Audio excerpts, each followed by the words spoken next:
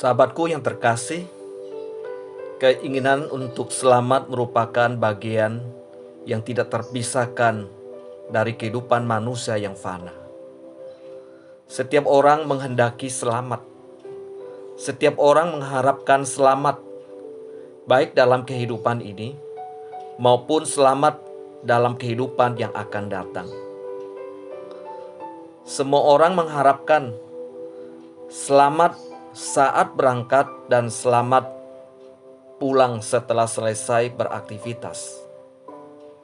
Selamat dari musibah, selamat dari hukuman, selamat di dunia sekarang maupun selamat di dunia akhirat. Malam waktu kepala penjara sedang bertugas menjaga semua orang dalam tahanan. Paulus dan Silas berdoa dengan sungguh-sungguh dan menyanyikan puji-pujian kepada Allah. Dan semua orang hukuman lainnya mendengarkannya. Tiba-tiba terjadilah gempa bumi yang hebat, sehingga sendi-sendi penjara itu goyah.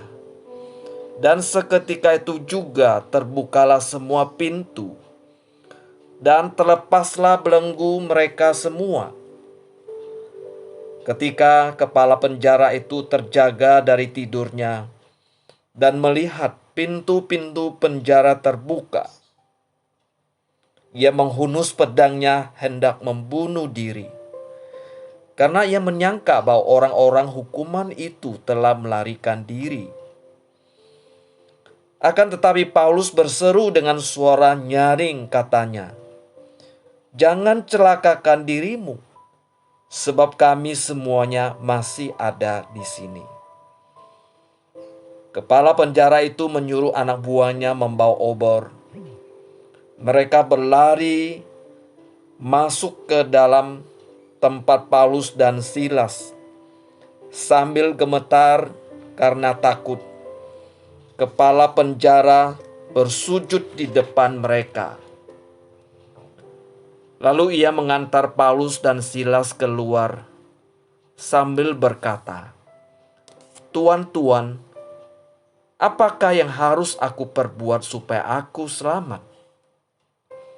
Jawab Paulus dan Silas kepadanya, "Percayalah kepada Tuhan Yesus Kristus, dan engkau akan selamat, engkau dan seisi rumahmu."